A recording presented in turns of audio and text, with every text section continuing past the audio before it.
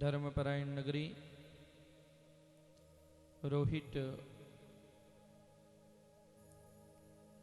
धोलिया मामा जी के इस पवित्र प्रांगण में आज की भजन संध्या में विराजमान साधु संत और भक्ति की सरिता बहा रहे गायक वादक बंधु और भक्ति सरिता में स्नान कर रहे सभी भक्त भाविक, आप सभी के हृदयात्मक बिंदु में विराजमान परमात्मा को मेरा प्रणाम। ओमपुरी जी जिन्होंने ये वेला उठाया और उनकी भावांजलि इस दिव्य स्थान से जुड़ी, उन्होंने पुरुषार्थ किया और पुरुषार्थ की प्रवीणता का फल ये मिला कि कुछ ही समय में ये स्थान प्रदर्शित होने लगा, प्रकाशित होने लगा और एक धीरे धीरे आस्था का केंद्र बनता जा रहा है। इसलिए ओम पुरी जी को और उनकी पूरी टीम को, उनके सब भक्त भाविकों को हृदय से साधुवाद और धन्यवाद। हमारे जीवन में जरूरी नहीं होता कि हम कोई बड़ा आयोजन करें या छोटा आयोजन करें, जरूरी नहीं होता कि हम कोई बड़ी कथा करें या छोटी कथा करें, जरूरी नहीं होता कि हम बड़ा यज्ञ करें या एक छोटा सा हवन करें, जरूरी नहीं होता कि आप बहुत बड़ा विशाल पंडाल बना करके विशाल संख्या के सामने आप कोई कार्य करें या छोटा सा कार्यक्रम हो। मेरा कहने का तात्पर्य कार्यक्रम भले छोटा हो या बड़ा हो, भाव शुद्ध होना चाहिए।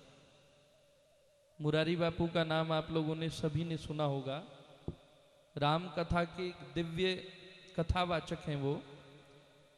और जब उन्होंने कथा का शुभारंभ किया, कथा करनी शुरू की, तो उनके पास मात्र एक ब्राह्मण था, मात्र एक ब्राह्मण, जिस दिन उन्होंने शुरू की थी, और वो उस एक ही ब्राह्मण को राम कथा सुनाते थे। और पूरी की पूरी राम कथा उन्होंने, पहली राम कथा मात्र एक ब्राह्मण को सुनाई। और आज वो ही मुरारी बापू हैं जिनको सुनने के लिए लोग, लाखों लोग तरसते हैं। शुभारंभ कितने लोगों से हुआ था? मात्र एक से। और आज उनकी एक बार की अगर कहीं कथा का आयोजन होता है तो कम से कम 1 लाख श्रोता उनकी कथा में होते हैं, 1 लाख श्रोता। मेरा कहने का तात्पर्य यही है कि स्थान भले ही छोटा हो या बड़ा हो, हमारा भाव बड़ा होना चाहिए। स्थान से कोई, स्थान आज छोटा है कल बड़ा हो जाएगा। और हमने तो ऐसे ऐसे स्थान देखे हैं जो गजहस्ती, जिनका एक बहुत बड़ा एक दिव्य स्थान हुआ करता था, जिनकी एक बहुत बड़ी महिमा थी, आज वहां कोई झाड़ू लगाने वाला भी नहीं है। आज स्थिति ये है कि वहां कोई झाड़ू लगाने वाला भी नहीं है।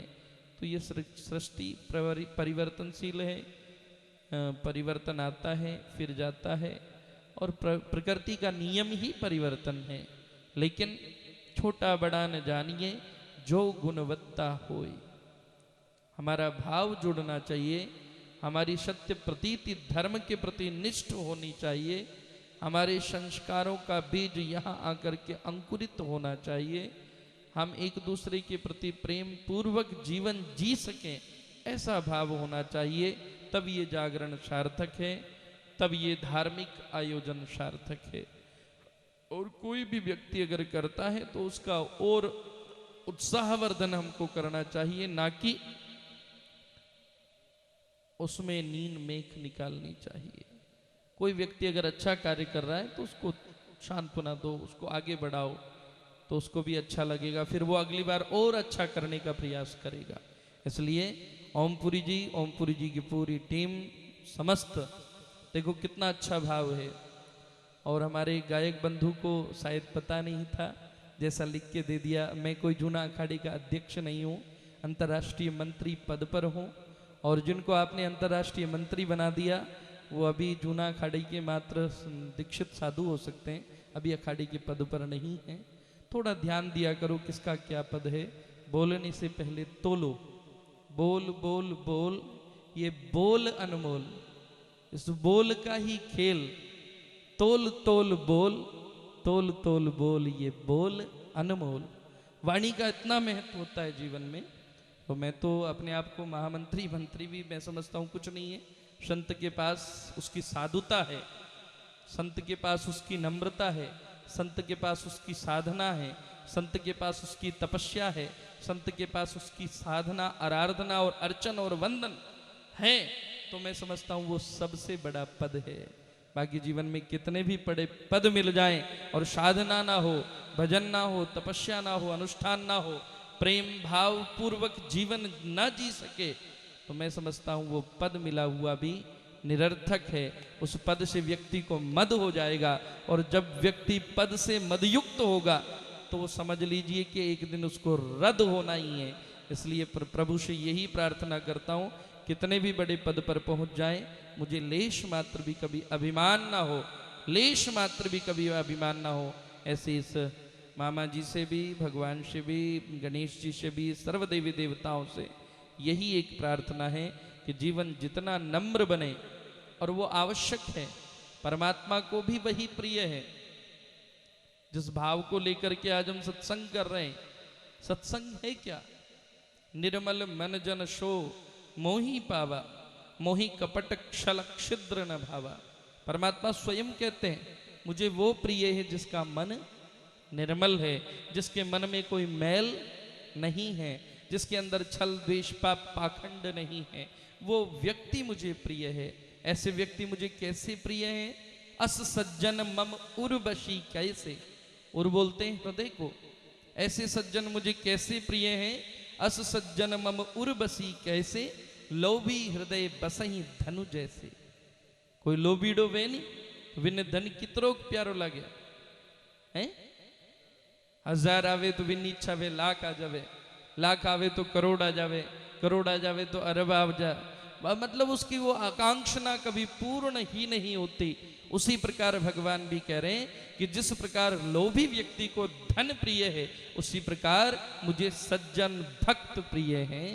प्रेम प्रबल के पाले पड़कर प्रभु को नियम बदलते देखा, खुद का मान भले टल जाए पर भक्त का मान न टलते देखा। भगवान को आपकी भक्ति प्रिय है और कुछ नहीं चाहिए। आपके पूजा पद्धति से, आपके हवन से, आपकी सामग्री से, आपके जितने भी पदार्थ हैं, आप सोचें कि उन पदार्थों से आप भगवान को प्रसन्न कर लेंगे, तो मैं समझता हूं उन पदार्थों से भगवान को प्रसन्न नहीं किया जा सकता। हाँ, ये हमारा भाव है कि हम जो वस्तु अपने आप यूज कर रहे हैं उससे भी श्रेष्ठ वस्तु हम परमात्मा को अर्पित करें, उससे भी अच्छी वस्तु। लेकिन ऐसा कम लोग करते हैं, बहुत कम लोग करते हैं। कि भगवान ने फल भी चढ़ावना भी तो जो गया गुजरी पड़े तो बट चढ़ाने आई, नोट भी देखेगा तो ऐसा चढ़ाएगा। कई बार तो मैंने देखता हूं लोगों को। तो मेरा कहने का भाव यही है कि परमात्मा आपके किन्हीं पदार्थों के भूखे नहीं, वो मात्र मात्र आपके भाव के भूखे हैं। किसके भूखे हैं? भाव के भूखे। जिस दिन भाव से बुला लोगे उस दिन वो स्वतः ही दौड़ा चलाएगा। इस आंगन को पवित्र करना सीखो। मनोरूपी जो आंगन है आपका, इसमें झाड़ू लगाना सीखो, है ना। हमने आंगन नहीं बुहारा, हमने आंगन नहीं बुहारा, चंचल मन को नहीं संभाला, कैसे आएंगे भगवान। अगर भगवान को बुलाना चाहते हो तो मन को निर्मल बना लो। अरे हमने आंगन नहीं बुहारा, हमने आंगन नहीं बुहारा, चंचल मन को नहीं संभाला। सभी बोले, चंचल मन को नहीं संभाला, कैसे आएंगे भगवान, कैसे आएंगे भगवान। हमने आंगन नहीं बुहारा, हमने आंगन, बोलो, चंचल मन को नहीं संभाला, चंचल मन को नहीं, कैसे आएंगे भगवान, कैसे आएंगे भगवान, कैसे आएंगे भगवान, कैसे हृदय हमारा पिघल न पाया जब देखा दुखियारा। हृदय हमारा पिघल न पाया जब देखा दुखियारा। किसी पंथ भूले ने हमसे पाया नहीं सहारा। किसी पंथ भूले ने हमसे पाया नहीं सहारा। सूखी है करुणा की छाया, सूखी है करुणा की छाया। कैसे आएंगे भगवान, कैसे आएंगे भगवान, कैसे आएंगे भगवान, कैसे आएंगे। ओ हमने आंगन नहीं बुहारा, हमने आंगन चंचल मन को नहीं संभाला। कैसे आएंगे भगवान, कैसे आएंगे भगवान, कैसे आएंगे भगवान। निर्मल मन हो तो रघुनायक माँ शबरी घर जाते। निर्मल मन हो तो रघुनायक माँ सबरी घर जाते। श्याम सूर की बाह पकड़ के शाग विदुर घर खाते। श्याम सूर की बाह पकड़ के शाग विदुर घर खाते। इस पर हमने नहीं विचारा, इस पर हमने नहीं विचारा। कैसे आएंगे भगवान, कैसे आएंगे। हमने आंगन नहीं बुहारा, हमने आंगन नहीं चंचल मन को नहीं संभाला। चंचल मन को कैसे आएंगे भगवान, कैसे आएंगे भगवान। तो मन निर्मल होना अति आवश्यक है। जिस दिन मन निर्मल हो गया स्वतः ही भगवान आपको खोज लेंगे। आपको भगवान को खोजने की आवश्यकता नहीं। भगवान तो स्वयं कहते हैं साधु नाम दर्शनम पुण्यम। संत के दर्शन को भगवान क्यों तरसते हैं? भगवान भी संत के दर्शन को तरसते हैं। तो उसका मात्र एक ही कारण है, क्योंकि भगवान संतों के हृदय में रहते हैं। कहाँ रहते? संतों के हृदय में। और संत विचरंत करते करते, भ्रमण करते करते, भ्रमण संपूज्यते योगी, भ्रमण संपूज्यते द्विजा, भ्रमण संपूज्यते राजा, भ्रमति स्त्री तु नश्यति। उस भ्रमणशील जीवन में जहां जहां संतों के चरण पड़ते हैं वो तीर्थराज प्रयाग हो जाता है। ऐसा संतों का जीवन है। इन्हीं शुभकामनाओं के साथ आप सभी का कल्याण हो, सभी भक्तों के जीवन में सुख शांति समृद्धि हो और ये स्थान और भी उत्तरोत्तर प्रगति पथ पर अग्रसर हो। और हमारे ओमपुरी जी की पूरी समस्त टीम को हृदय से धन्यवाद और साधुवाद प्रेषित करते हुए मैं अपनी वाणी को विराम दूंगा। इति शुभम, इति शुभम।